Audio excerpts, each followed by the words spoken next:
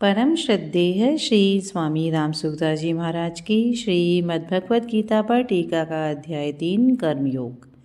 श्लोक संख्या 7।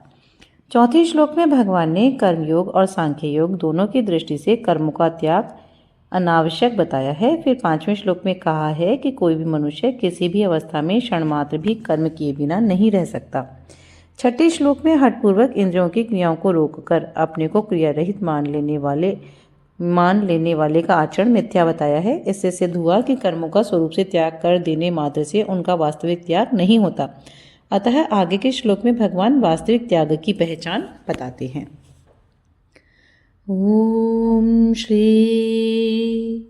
परमात्मने नमः। यस्त्विन्द्रियाणि मनसा नियम्य आरभते अर्जुन कर्मेन्द्रिय कर्मयोगम् असक्तः स विशिष्यते। श्लोक का शाब्दिक अर्थ। परंतु हे अर्जुन, जो मनुष्य मन से इंद्रियों पर नियंत्रण करके आसक्ति रहित होकर निष्काम भाव से कर्मेंद्रियों अर्थात समस्त इंद्रियों के द्वारा कर्म योग का आचरण करता है वही श्रेष्ठ है। श्लोक की व्याख्या।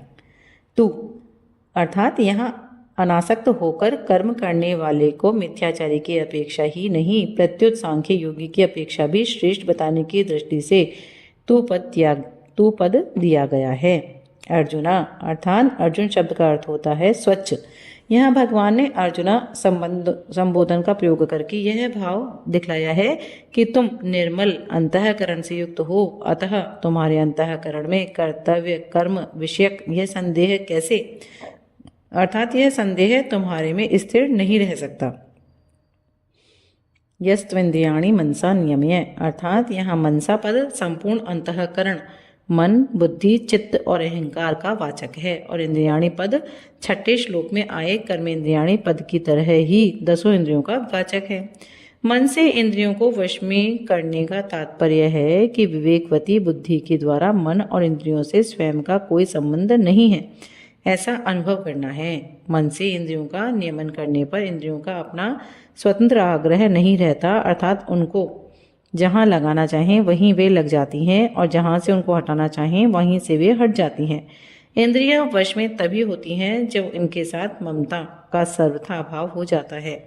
12वें अध्याय के 11वें श्लोक में भी कर्म योगी के लिए इंद्रियों को वश में करने की बात आई है। तात्पर्य यह है कि वश में की हुई इंद्रियों के द्वारा ही कर्म योग का आचरण होता है। पीछे 6ठे श्लोक में भगवान ने संयम्य पद से मिथ्याचार के विषय में इंद्रियों को हठपूर्वक रोकने की बात कही थी, किंतु यहाँ नियम्य पद से शास्त्र मर्यादा के अनुसार इंद्रियों को नियमन करने निषिद्ध से हटाकर शास्त्र विहित कर्तव्य कर्म में लगाने की बात कही है। नियमन करने पर इंद्रियों का संयम स्वतः हो जाता है। आसक्ति 2 जगह होती है, कर्मों के और उनके फलों में। आसक्ति 2 जगह होती है, कर्मों में और उनके फलों में। समस्त दोष आसक्ति में ही रहते हैं, कर्मों तथा उनके कर्मों में नहीं। समस्त दोष आसक्ति में ही रहते हैं, कर्मों तथा उनके फलों में नहीं। आसक्ति रहते हुए योग सिद्ध नहीं हो सकता। आसक्ति का त्याग करने पर ही योग सिद्ध होता है। अतः साधक को कर्मों का त्याग न करके उनमें आसक्ति का ही त्याग करना चाहिए। आसक्ति रहित होकर सावधानी एवं तत्परता पूर्वक कर्तव्य कर्म का आचरण किए बिना कर्मों से संबंध विच्छेद नहीं हो सकता। साधक आसक्ति रहित तभी हो सकता है जब वह शरीर, इंद्रियां, मन, बुद्धि को मेरी अथवा मेरे लिए न मानकर, इंद्रियों मेरी और मेरे लिए न मानकर केवल संसार का और संसार के लिए ही मानकर संसार के हित के लिए तत्परता पूर्वक कर्तव्य कर्म का आचरण करने में लग जाए। जब वह अपने लिए कोई कर्म ना करके केवल दूसरों के हित के लिए संपूर्ण कर्म करता है, तब उसकी अपनी फलासक्ति स्वतः मिट जाती है।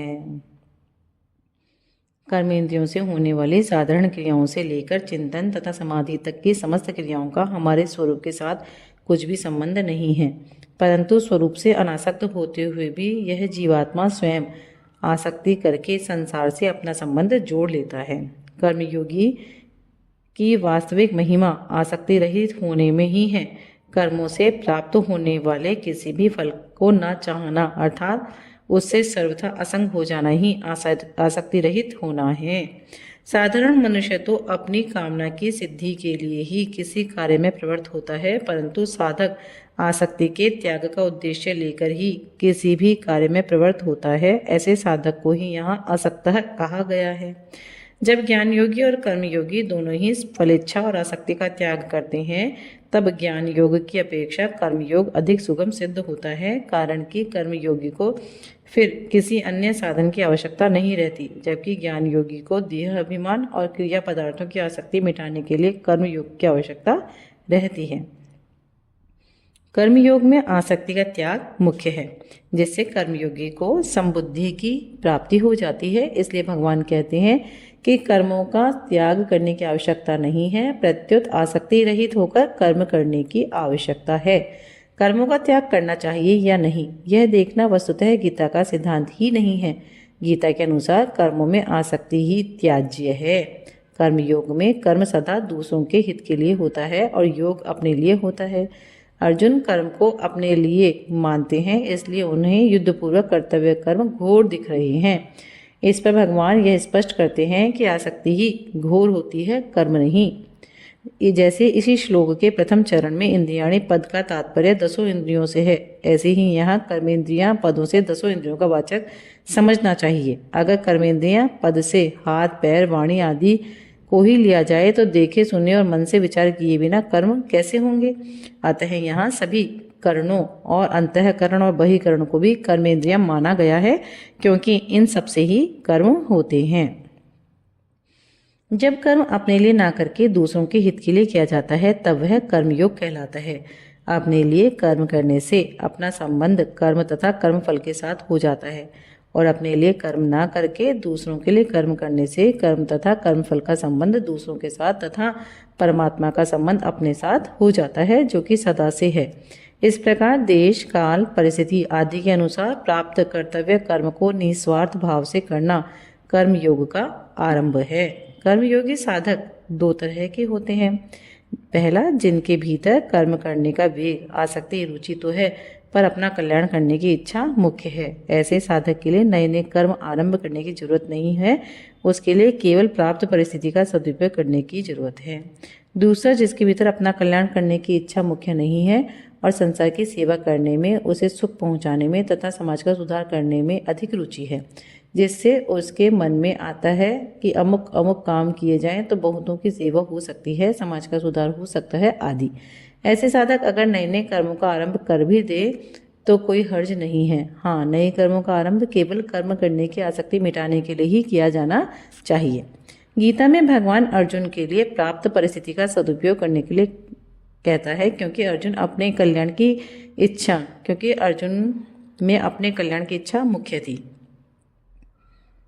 सविशिष्यते अर्थात जो अपने स्वार्थ का, फल की आसक्ति का त्याग करके मात्र प्राणियों के हित के लिए कर्म करता है, वह श्रेष्ठ है। कारण कि उसकी मात्र क्रियाओं का प्रवाह संसार की तरफ हो जाने से उसमें स्वतः असंगता आ जाती है। साधक का जब अपना कल्याण करने का विचार होता है, तब वह कर्मों को साधन में विघ्न समझकर उनसे उपराम होना चाहता है, परंतु वास्तव में कर्म करना दोषी नहीं है, प्रत्युत कर्मों में सकाम भाव ही दोषी है। अतः भगवान कहते हैं कि बाहर से इंद्रियों का संयम करके भीतर से विषयों का चिंतन करने वाला मिथ्याचारी पुरुष की अपेक्षा आसक्ति रहित होकर दूसरों के हित के लिए कर्म करने वाला श्रेष्ठ है। वास्तव में मिथ्याचारी पुरुष की अपेक्षा स्वर्ग आदि की प्राप्ति के लिए सकाम भाव पूर्वक कर्म करने वाला ही श्रेष्ठ है। फिर दूसरों के कल्याण के लिए निष्काम भाव पूर्वक कर्म करने वाला कर्मयोगी श्रेष्ठ है। इसमें तो कहना ही क्या। 5वें अध्याय में जब अर्जुन से ने प्रश्न किया कि संन्यास और योग दोनों में से कौन श्रेष्ठ है, तब भगवान ने उत्तर में दोनों को ही कल्याण करने वाला बताकर कर्म संन्यास की अपेक्षा कर्म योग की श्रेष्ठ कहा। यहाँ भी इसी आशय से स्वार्थ भाव का त्याग करके दूसरों के हित के लिए कर्म करने वाले कर्मयोगी को श्रेष्ठ बताया गया है। इस श्लोक का परिशिष्ट भाव, अपने में कल्याण की इच्छा हो, स्वभाव में उदारता हो, हृदय में करुणा हो, दूसरों के सुख से सुखी और दूसरों के दुख से दुखी हो जाए, ये तीनों बातें होने पर मनुष्य कर्मयोग का अधिकारी हो जाता है। कर्मयोग का अधिकारी होने पर कर्मयोग सुगमता से होने लगता है। कर्मयोग में एक विभाग कर्म का है और एक विभाग योग का है। प्राप्त वस्तु, सामर्थ्य और योग्यता का सदुपयोग करना और व्यक्तियों की सेवा करना, यह कर्तव्य है। कर्तव्य का पालन करने से संसार से माने हुए संयोग का वियोग हो जाता है, यही योग है। कर्तव्य का संबंध संसार के साथ है और योग का संबंध परमात्मा के साथ है। श्लोक संख्या 7, अध्याय 3 यहाँ संपूर्ण होती है। इति श्री।